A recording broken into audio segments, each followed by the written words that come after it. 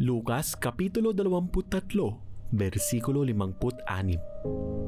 Pagkatapos, umuwi sila at naghanda ng sari-saring pabango na ipapahid sa bangkay ni Jesus. At nang magsimula na ang araw ng pamamahinga, nagpahinga sila ayon sa kautusan. Isang araw ng katahimikan at tila kawalan ng pag-asa. Para sa mga disipulo ni Jesus, parang tapos na ang lahat.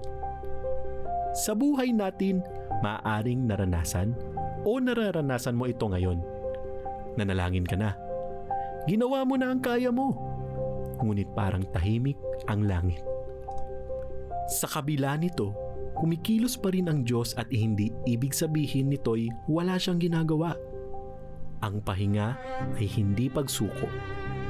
Dahil may pagkakataon na maaari nating ipakita ang pananampalataya hindi sa sigaw o paglaban, kundi ang manahimik at magtiwala.